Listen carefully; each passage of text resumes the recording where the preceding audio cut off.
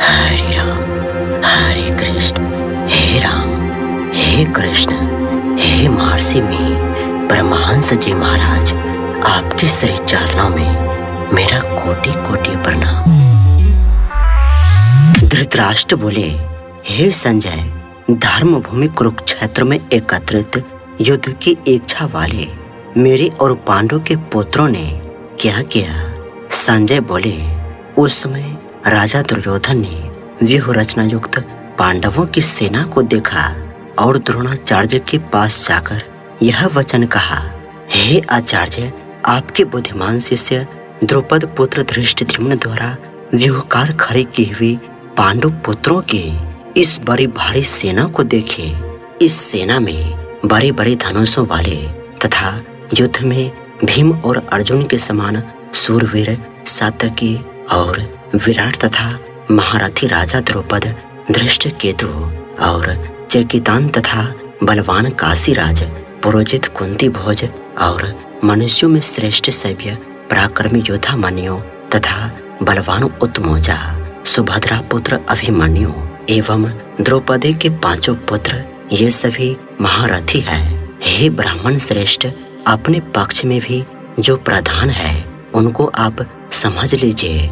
आपकी जानकारी के लिए मेरी सेना के जो सेनापति है उनको बतलाता हूँ। आप द्रोणाचार्य और पितामह भीष्म तथा कर्ण और संग्राम विजयी कृपाचार्य तथा वैसे ही अश्वत्थामा, विकर्ण और सोमदत्त का पुत्र भूरिश्रवा और भी मेरे लिए जीवन की आशा त्याग देने वाले बहुत से सुरवीर, अनेक प्रकार के शस्त्र शास्त्रों से सुसज्जित और सब के सब युद्ध में चतुर है।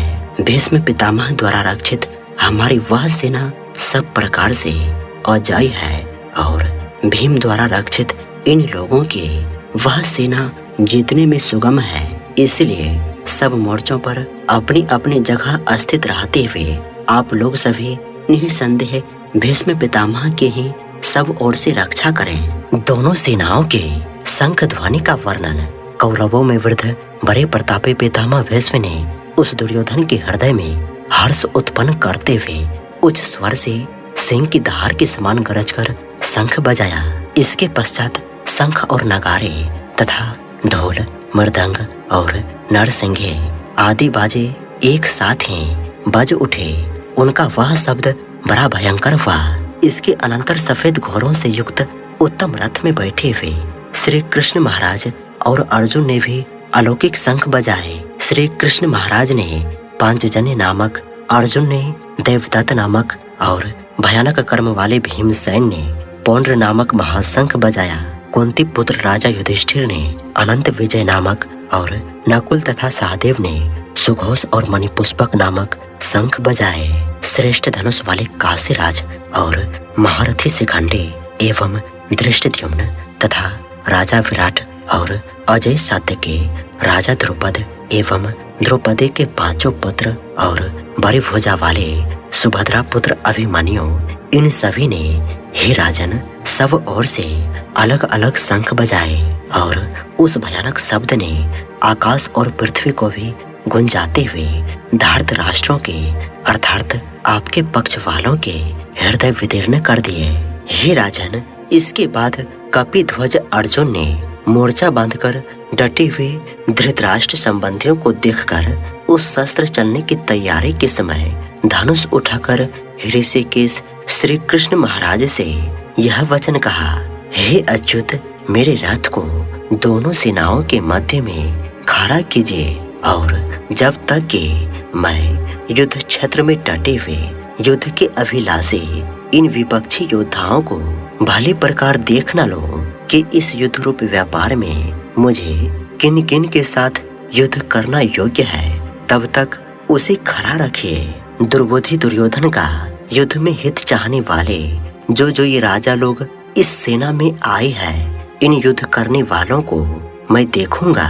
संजय बोले, हे धृतराष्ट्र, अर्जुन द्वारा कहे अनुसार महाराज श्री कृष्ण चंद्र ने दोनों सेनाओं के बीच में भीष्म और द्रोणाचार्य के सामने तथा संपूर्ण राजाओं के सामने उत्तम रथ को खड़ा कर इस प्रकार कहा कि हे पार्थ, युद्ध के लिए जुटे हुए इन कौरवों को देख। इसके बाद पृथा पुत्र अर्जुन ने उन दोनों ही सेनाओं में स्थित ताऊ चाचों को, दादों परदादों को, गुरुओं को, मामाओं को, भाइयों को, पुत्रों को, पौत्रों को तथा मित्रों को, ससुरों को और सुहृदों को भी देखा। उन उपस्थित संपूर्ण बंधुओं को देखकर वे कुंती पुत्र अर्जुन अत्यंत करुणा से युक्त होकर शोक करते हुए यह वचन बोले। अर्जुन बोले, हे कृष्ण, युद्ध क्षेत्र में डटे हुए युद्ध के अभिलाषी इस स्वजन समुदाय को देखकर मेरे अंग शिथिल हुए जा रहे हैं और मुख सूखा जा रहा है तथा मेरे शरीर में कंप एवं रोमांच हो रहा है। हाथ से गांडीव धनुष गिर रहा है और त्वचा भी बहुत जल रही है तथा मेरा मन भ्रमित सा हो रहा है, इसलिए मैं खड़ा रहने को भी समर्थ नहीं हूँ। हे केशव, मैं लक्षणों को भी विपरीत ही देख रहा हूँ तथा युद्ध में स्वजन समुदाय को मारकर कल्याण भी नहीं दिखता। हे कृष्ण, मैं ना तो विजय चाहता हूँ और न राज्य तथा सुखों को ही। हे गोविंद, हमें ऐसे राज्य से क्या प्रयोजन है अथवा ऐसे भोगों से और जीवन से भी क्या लाभ है। हमें जिनके लिए राज्य, भोग और सुखादि अभीष्ट है, वे ही ये सब धन और जीवन की आशा को त्याग कर युद्ध में खड़े हैं। गुरुजन, ताऊ चाचे, लड़के और उसी प्रकार दादे, मामे, ससुर, पौत्र, साले तथा और भी संबंधी लोग हैं। हे मधुसूदन, मुझे मारने पर भी अथवा तीनों लोगों के राज्य के लिए भी मैं इन सबको मारना नहीं चाहता, फिर पृथ्वी के लिए तो कहना ही क्या है। हे जनार्दन, धृतराष्ट्र के पुत्रों को मारकर हमें क्या प्रसन्नता होगी। इन आतताइयों को मारकर तो हमें पाप ही लगेगा। अतएव हे माधव, अपने ही बांधव धृतराष्ट्र के पुत्रों को मारने के लिए हम योग्य नहीं हैं, क्योंकि अपने ही कुटुंब को मारकर हम कैसे सुखी होंगे। यद्यपि लोभ से भ्रष्टचित हुए ये लोग कुल के नाश से उत्पन्न दोष को और मित्रों से विरोध करने में पाप को नहीं देखते, तो भी हे जनार्दन, कुल के नाश से उत्पन्न दोष को जानने वाले हम लोगों को इस पाप से हटने के लिए क्यों नहीं विचार करना चाहिए। कुल के नाश से सनातन कुल धर्म नष्ट हो जाते हैं तथा धर्म का नाश हो जाने पर संपूर्ण कुल में पाप भी बहुत फैल जाता है। हे कृष्ण, पाप के अधिक बढ़ जाने से कुल की स्त्रियां अत्यंत दूषित हो जाती है और हे वासनेय, स्त्रियों के दूषित हो जाने पर वर्ण संकर उत्पन्न होता है। वर्ण संकर कुल घातियों को और कुल को नरक में ले जाने के लिए ही होता है। लुप्त हुए पिंड और जल की क्रिया वाले अर्थात श्राद्ध और तर्पण से वंचित इनके पितर लोग भी अधोगति को प्राप्त होते हैं। इन वर्ण संकर कारक दोषों से कुल घातियों के सनातन कुल धर्म और जाति धर्म नष्ट हो जाते हैं।